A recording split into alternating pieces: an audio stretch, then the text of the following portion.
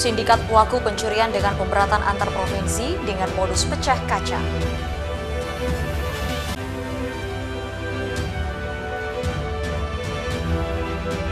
Seorang ayah berinisial S yang dituduhkan memperkosa anaknya bersumpah dengan Al-Quran.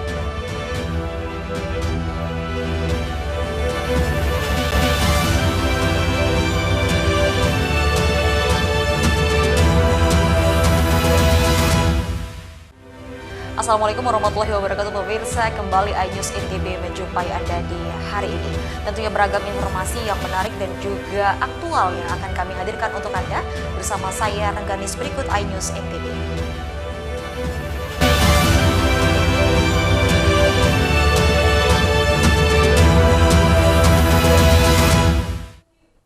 Pemirsa, informasi pertama, sindikat pelaku pencurian dengan pemberatan antar provinsi dengan modus pecah kaca dilumpuhkan Subdit 3 Jatanras Ditkrimum Polda Nusa Tenggara Barat karena melawan petugas saat akan ditangkap. Dua pelaku pencurian dengan pemberatan modus pecah kaca asal Ogan Hilir, Sumatera Selatan berinisial EW 35 tahun, FI 28 tahun ditangkap Subdit 3 Jatanras Ditkrimum Polda NTB setelah melakukan aksinya di dua TKP berbeda di wilayah hukum Polda NTB. TKP pertama disebutkan di Kota Mataram dan TKP kedua di Kabupaten Lombok Tengah. Kedua pelaku mengambil uang korban yang disimpan di jok mobil yang diparkir setelah kaca mobil dipecahkan, uang 320 juta yang baru saja diambil dari Bank Raib.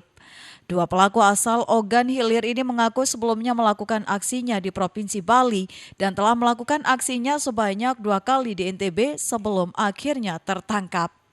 Penangkapan pelaku di kos-kosannya di wilayah Gerung Lombok Barat berlangsung dramatis dan petugas terpaksa menembak kaki kedua pelaku karena berusaha kabur dan melawan petugas. Modus curat dengan modus pecah kaca ini dilakukan pelaku dengan mencari target nasabah bank yang akan mengambil uang di bank dengan mengawasi dan membuntutinya hingga melakukan eksekusi saat korban lengah memarkirkan mobilnya di pinggir jalan. Peran masing-masing tersangka, ada 2 orang. Tersangka yang pertama, tersangka atas nama EW yang bersangkutan mengawasi situasi di dalam bank, kemudian menginformasikan setelah mendapatkan target, yang bersangkutan menginformasikan kepada rekannya atas nama TSK FI. Kemudian setelah mendapatkan target, kedua tersangka ini langsung membuntuti korban dan merencanakan di mana TKP-nya akan dilakukan tindakan sesuai dengan tugas pokok mereka. Ciri kedua pelaku dikenali dari keterangan saksi dan jaket yang digunakan yang terekam CCTV. Dalam menjalankan aksinya, kedua pelaku berboncengan menggunakan sepeda motor. Dari tangan pelaku, polisi mengamankan sejumlah barang bukti berupa 1 unit sepeda motor, jaket yang dikenakan pelaku saat beraksi, dan uang tunai 1,5 juta sisa dari hasil kejahatan. Dari Mataram, Hari Kasidi, iNews melaporkan. Dan pemirsa, beralih ke informasi selanjutnya, seorang pemancing ditemukan tewas di dasar laut Orong Bukal, Sekotong, Lombok Barat. Korban ditemukan tim SAR di kedalaman 10 meter di sekitar tempat kejadian perkara. Pemancing yang terseret ombak saat mancing ikan ditemukan tim SAR gabungan dalam keadaan meninggal dunia di sasar laut spot wisata Sekotong, Buwun Mas, Lombok Barat. Korban muslimin ditemukan masih di sekitar lokasi kejadian di kedalaman sekitar 10 meter. Korban kemudian dievakuasi ke pinggir pantai dan langsung diserahkan ke pihak keluarga. Sementara satu korban atas nama Saifuddin 20 tahun belum ditemukan dan kedua korban mereka merupakan warga Dusun Belongas, Desa Persiapan Buwun Mas, Kecamatan Sekotong, Kabupaten Lombok Barat. Terpisah Kepala Dusun Belongas, Desa Buwun Mas Kotong, Nursin menegaskan pihaknya telah menemukan muslimin dan ditemukan dalam keadaan meninggal dunia. Proses pencarian itu. Oh gitu. Yang Saifuddin belum, yang atas nama muslimin sudah kami kumpulkan kemarin langsung. Oh Saipudin ini katanya ketemu di dasar laut, benar Pak? Gimana ceritanya itu? Oh, muslimin ya? Ketemu dasar laut. Gimana cerita awalnya itu Pak Kadus? Yang awalnya pertama dia pergi mancing ke satu orang bukal. Terus yang mau berenang, coba berenang ada sama muslimin ini. Akhirnya pemahami sama gelombang keluar, tembak. Si Saipudin ini pamannya mau menolong ini perangannya itu. Akhirnya yang menolong juga jadi korban itu jatuh, sampai rombak. Itu udah. Tapi mereka emang bukan nelayan ya? Cuma mancing aja. Bukan nelayan. Dalam operasi pencarian dan pertolongan ini melibatkan tim SAR Mataram, TNI Polri, Garda Muda, nelayan, warga setempat, dan unsur lainnya. Dari Lombok Barat, Muzakir, iNews melaporkan. Dan pemirsa, berita selanjutnya, seorang ayah berinisial S yang dituduhkan memperkosa anaknya bersumpah dengan Al-Quran. Pengambilan dan pengucapan sumpah ini untuk membuktikan dirinya tidak melakukan hal tersebut seperti yang dituduhkan. Sebaliknya, jikalau Seorang ayah yang dituduh menghamili anak kandungnya di Sekotong, Lombok Barat menjalani sumpah ibrah. Pengucapan sumpah ini berlangsung di RSUD Tripat, Lombok Barat dan dibimbing oleh Tuan Guru Subki Sasaki. Prosesi pengucapan sumpah ini dihadiri Ketua DPD PDIP NTB, DPC PDIP Lombok Barat, kuasa hukum dan keluarga S. Hal ini dilakukan karena S bakal calon legislatif PDIP. dengan ini saya bersumpah wallahi billahi tallahi bahwa saya bersih tidak pernah melakukan tuduhan-tuduhan yang dialamatkan pada saya berupa pelecehan seksual atas anak saya. Namanya apa? Intan Akmalia Suciani, Umurnya berapa? umur 18 tahun. Baik berupa pemerkosaan, menghamili atau atau pelecehan seksual lainnya. pelecehan seksual lainnya. Sumpah saya ini Sumpah saya ini saya tanggung dunia akhirat. Menurut Tuan Guru Subki Sasaki, sumpah yang diambil merupakan sumpah ibrah atau sumpah terbebas dari tuduhan. Dari Mataram, Hari Kasidi, iNews melaporkan. Pemirsa, informasi tentang kasus stunting yang ada di Kota Mataram akan kami hadirkan sesaat lagi. Tetaplah bersama kami di iNews NTB.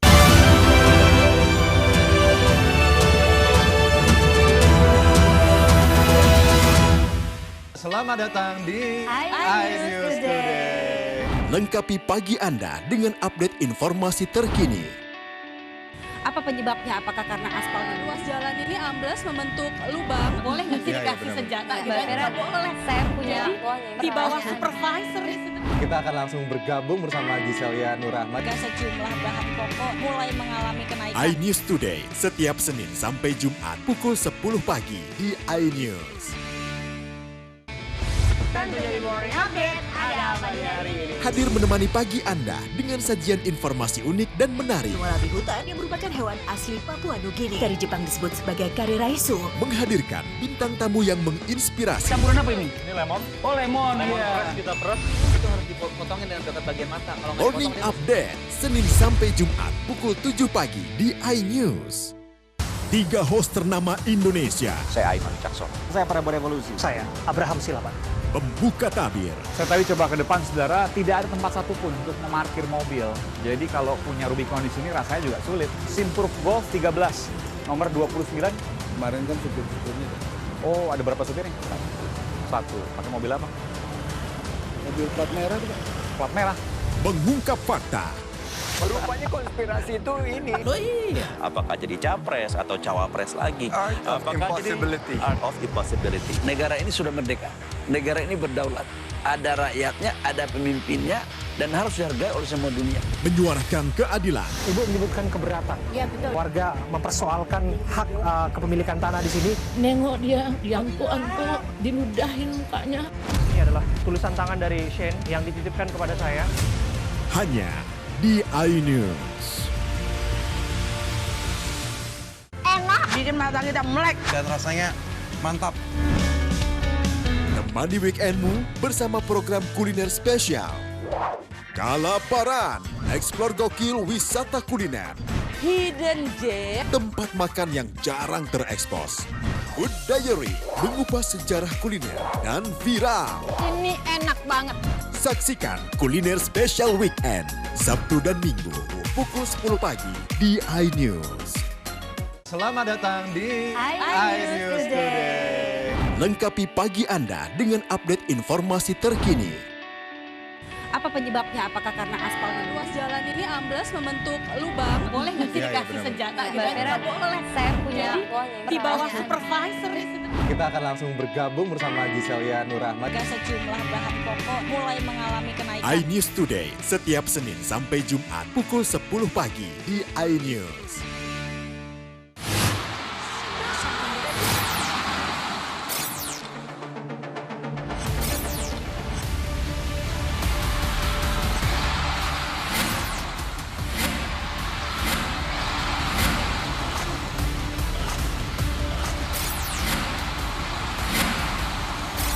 BWF Cross Continental Tour 2023 live iNews, your home of badminton.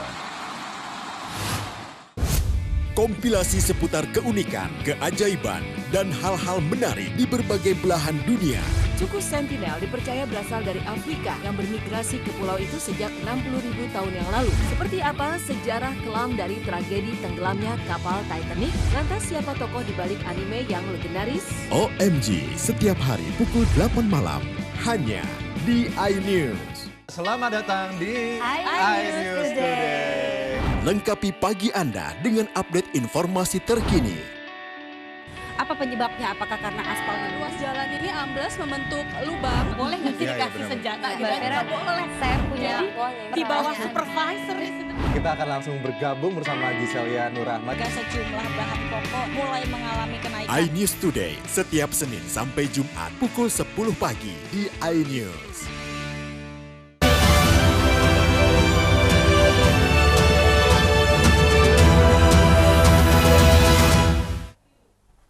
Terima kasih pemirsa Anda masih bersama kami di iNews NTB.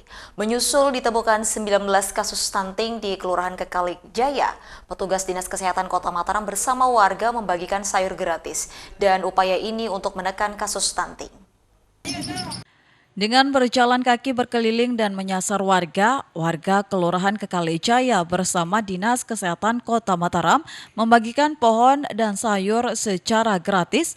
Berdasarkan data Dinas Kesehatan Kota Mataram, kasus stunting di Kelurahan Kekalijaya ditemukan sebanyak 19 kasus. Stunting merupakan masalah gizi kronis akibat kurangnya asupan gizi dalam jangka waktu panjang sehingga mengakibatkan terganggunya pertumbuhan pada anak. Jadi kami mendukung untuk eliminasi stunting di Kalau kasus stunting di Kalijaya? Sementara berdasarkan PPGBM tahun 2023 per Februari 19 kasus. 19 kasus. Ya.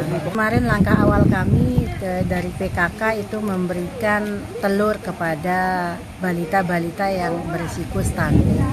Jadi ini merupakan lanjutan. Kemarin telur sambil penyuluhan kepada ibu-ibu balita yang menderita anak stunting untuk bisa memperhatikan dari asupan biar cepat untuk teratasi stuntingnya.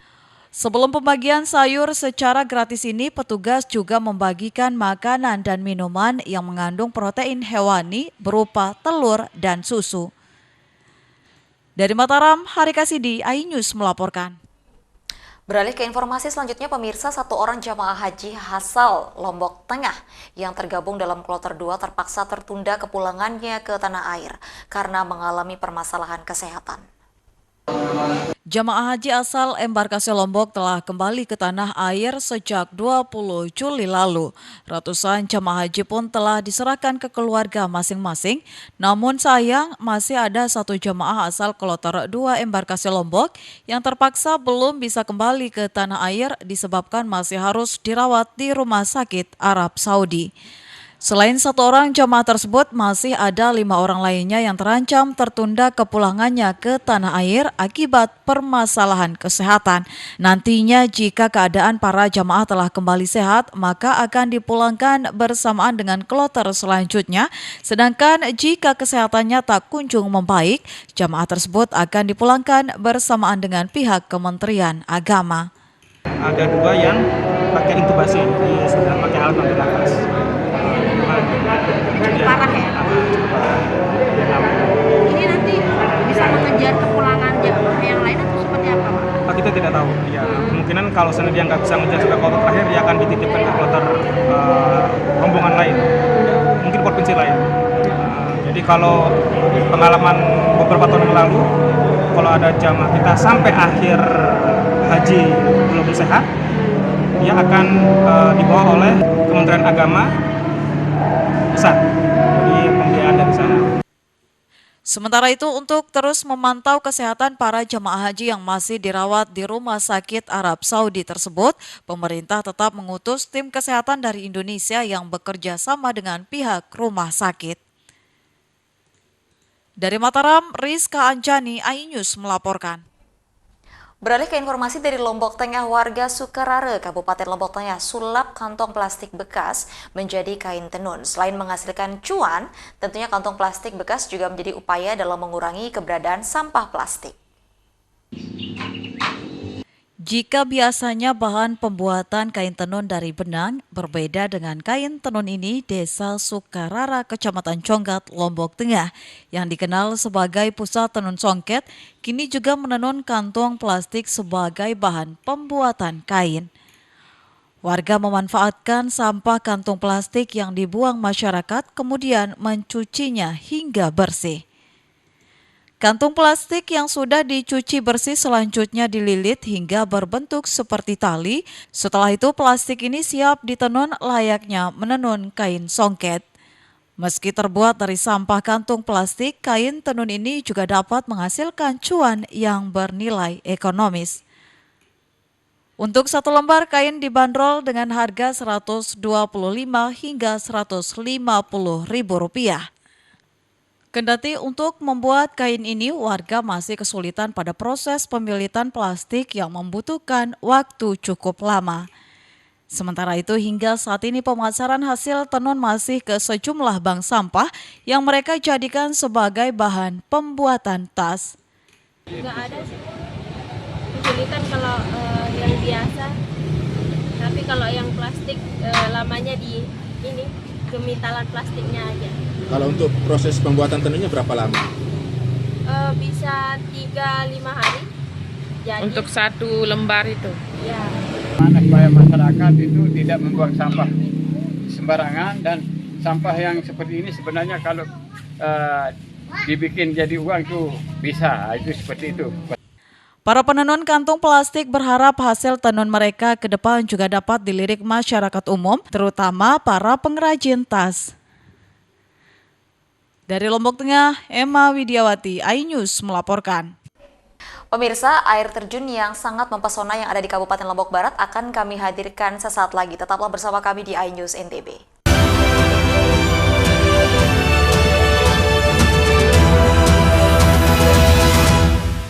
Enak, bikin mata kita melek dan rasanya mantap. Temani weekendmu bersama program kuliner spesial. Kalaparan, eksplor gokil wisata kuliner. Hidden Gem, tempat makan yang jarang terekspos. Food Diary, mengupas sejarah kuliner dan viral. ini enak banget. Saksikan kuliner spesial weekend, Sabtu dan Minggu, pukul 10 pagi di iNews. Kompilasi seputar keunikan, keajaiban, dan hal-hal menarik di berbagai belahan dunia. Suku Sentinel dipercaya berasal dari Afrika yang bermigrasi ke pulau itu sejak 60.000 tahun yang lalu. Seperti apa sejarah kelam dari tragedi tenggelamnya kapal Titanic? Lantas siapa tokoh di balik anime yang legendaris? OMG, setiap hari pukul 8 malam, hanya di iNews.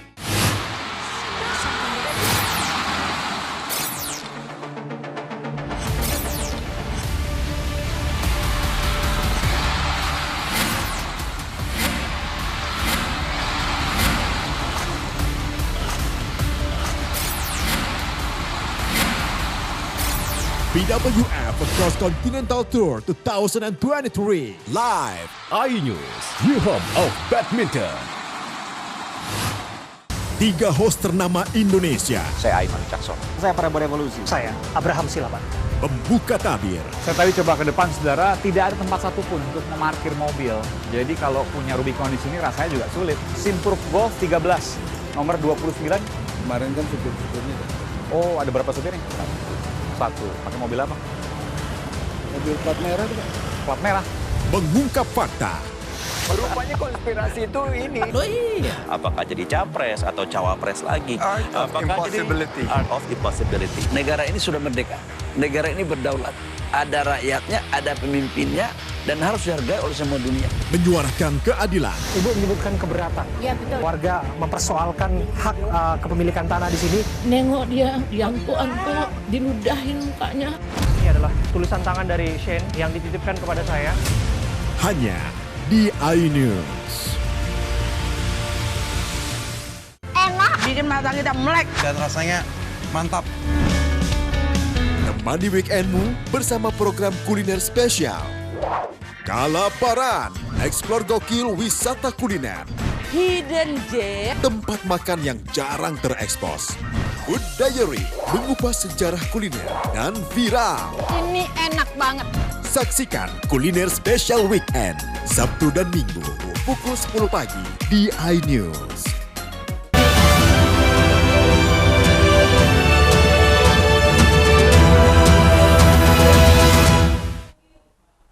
Dan pemirsa, terima kasih Anda masih bersama kami. Lebatnya hutan Punikan Lingsar, Lombok Barat menyimpan pesona alam yang indah berupa air terjun dengan ketinggian hampir 30 meter. Terletak di tengah hutan, dan untuk sampai ke sana pengunjung harus berjibaku melewati jalan setapak yang sempit nan terjal.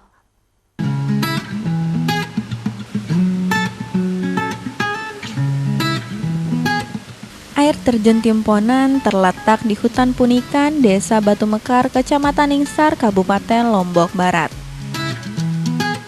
Untuk menuju air terjun ini disarankan menggunakan sepeda motor karena kendaraan roda 4 belum bisa masuk ke dalam hutan Punikan. Jika memaksakan menggunakan mobil, hanya bisa sampai di Dusun Punikan lalu melanjutkan perjalanan dengan berjalan kaki lumayan jauh. Ya, ini dia akses menuju ke air terjun Timponan. Kurang lebih kita akan melewati akses ini sekitar 2 km. Seperti yang ada di belakang Ella saat ini, aksesnya cukup sempit dan kita akan berjuang melewati jalan ini. Beruntungnya kita naik motor, jadi jalur menanjak, sempit, berdebu ini bisa kita lalui dengan lancar.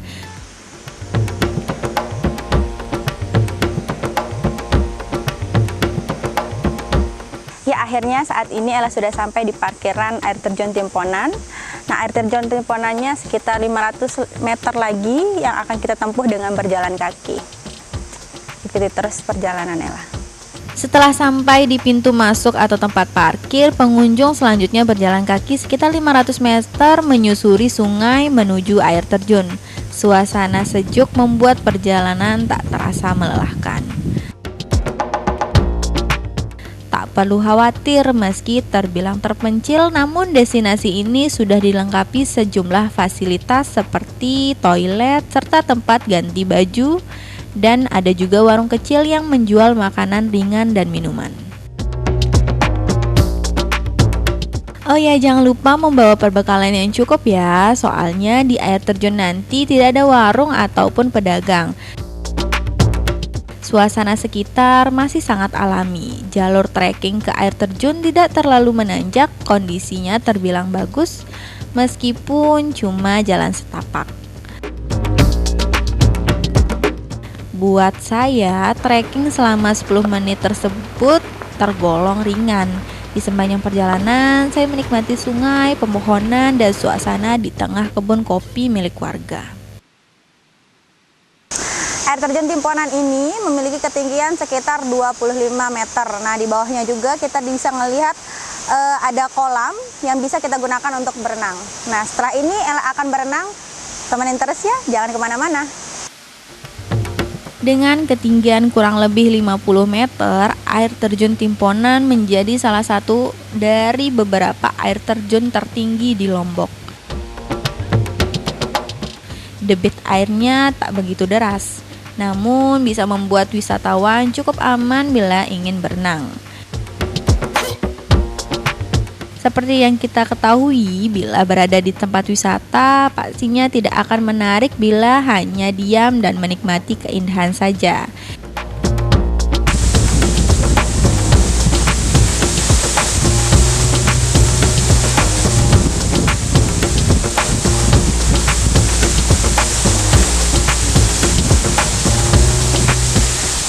Ya, berenang di kawasan air terjun Timponan ini memang sangat luar biasa rasanya. Di sini kita bisa melihat bebatuan yang cukup besar-besar, terutama di dalam kolam tersebut, sehingga apabila kalian ingin berenang, kalian harus berhati-hati. Itu dia informasi seputar wisata air terjun Timponan di Lombok Barat yang bisa kami sampaikan kepada Anda. Bagaimana? Sangat indah bukan objek wisata yang ada di sana? Daripada merenung sambil menggigit lidah karena takjub dengan pesonanya, yuk langsung saja siapkan liburan Anda dari sekarang. Pemirsa, Persatuan Sepak Bola Seluruh Indonesia Nusa Tenggara Barat menggelar kongres biasa.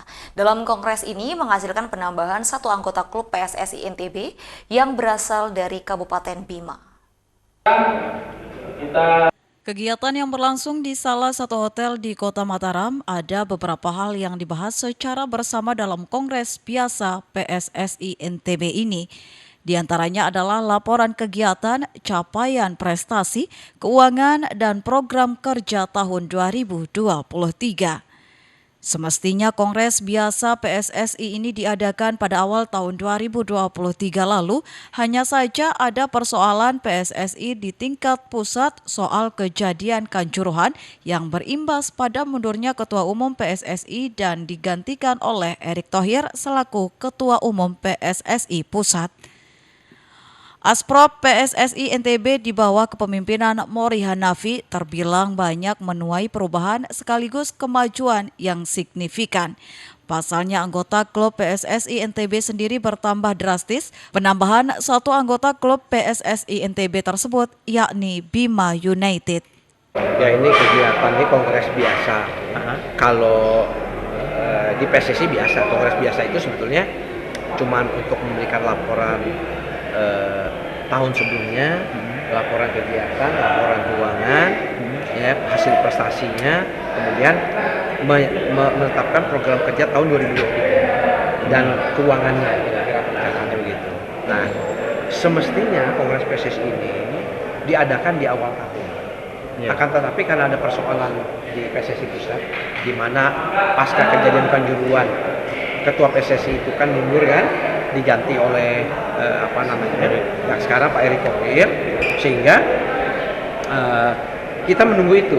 Jadi pasca kongres luar biasa PSSI Pusat, terpilihnya Pak Erick Thohir, kemudian ada Sarasehan, kemudian ada kongres biasa yang baru dilaksanakan di bulan Juni kemarin. Nah, makanya ini baru kita adakan setelah itu. Nah, jadi sehingga regulasinya jangan sampai nanti bertolak belakang dengan hasil keputusan kongres biasa yang dilaksanakan di PSSI Pusat. Selain itu, agenda Liga 3 NTB untuk tahun ini akan diikuti sedikitnya 27 klub, masing-masing 12 klub di Pulau Sumbawa dan 15 klub lainnya di Pulau Lombok. Dan yang menjadi perhatian PSSI NTB adalah terkait izin keamanan dari kepolisian yang paling berat dan susah. Dari Mataram, Herkiandi, iNews melaporkan. Informasi tentang PSSI Nusa Tenggara Barat tadi mengakhiri perjumpaan kita di hari ini. Terima kasih atas perhatian Anda. Saya Rengganis. Wassalamualaikum warahmatullahi wabarakatuh dan sampai jumpa.